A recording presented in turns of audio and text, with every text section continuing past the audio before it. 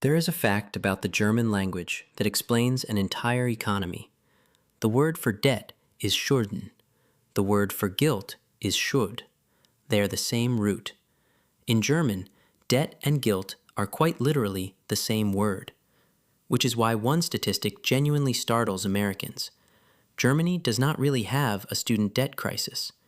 Not because college is free and glorious, but because a huge share of young Germans never take the debt on in the first place.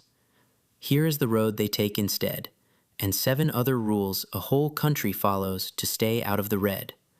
Some will sound sensible, some will sound insane. And the last one is the cheapest money trick in the world, and it costs nothing at all. One honest frame before we start, because this is a money video and the comments will be merciless. Germans are not careful because money is cheap here or because they are secretly richer. Plenty of them are broke, and buy now, pay later is creeping in like everywhere else. What is genuinely different is the default, the assumption you start from before you think about it, that debt is a small emergency rather than a normal tool, and a whole system that keeps nudging people back to it. 8 of those defaults, starting with the one that deletes the debt before it can even begin. Start with the big one, because it is why the phrase student debt crisis barely translates into German. The Ausbildung, the dual apprenticeship. A teenager who does not want 3 years of lectures signs on with a company instead. Part of the week in a real workplace, part in a vocational school, learning a genuine trade from about 300 recognized professions.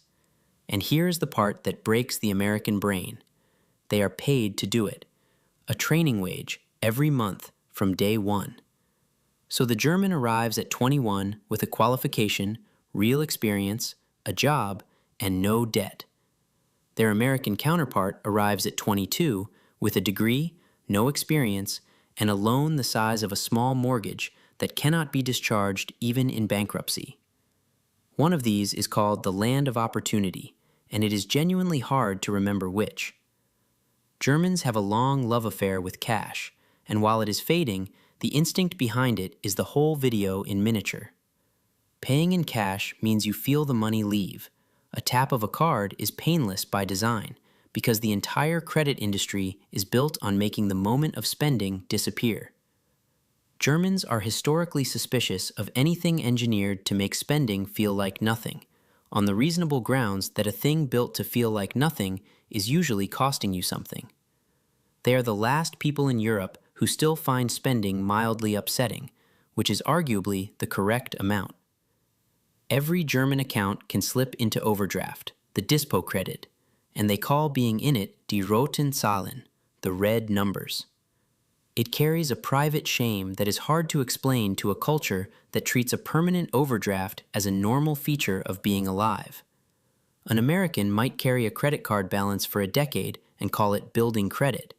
A German in the red for 2 months mentions it to nobody and fixes it quietly, like a leak. You are not in debt, you are in trouble. Germany has one of the lowest home ownership rates in the developed world, barely half, and unlike almost everywhere else, it is a choice rather than a tragedy.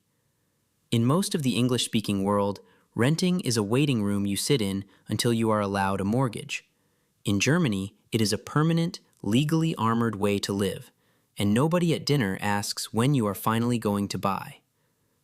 So the enormous pile of money an American family locks into a house, a German family simply keeps. It is quite hard to be house poor when you have declined to buy the house. Germans save a strikingly high share of their income year after year, in a way economists find almost annoying. The rate sits around 10% and barely moves, and a German handed an unexpected windfall does the most boring thing possible with it. Not spend it, not invest it aggressively, but put it somewhere safe and slightly disappointing and feel calm. We optimize for the good year. They optimize for the bad one, which, inconveniently, is the one that actually arrives. Offer a traditional German a sofa in 12 easy monthly payments, and you will see a small, polite flicker of alarm. Paying for a finished object in installments reads to the older instinct as a confession that you bought something you could not afford, which, stripped of the cheerful marketing, is precisely what it is. The 0% financing is not a gift, it is a bet that you will slip. This one is eroding, buy now, pay later is creeping in, but the reflex is still there. If you cannot buy the sofa, the German solution is a cheaper sofa. None of this appears by accident in adulthood. It is installed early, with a small ceramic pig.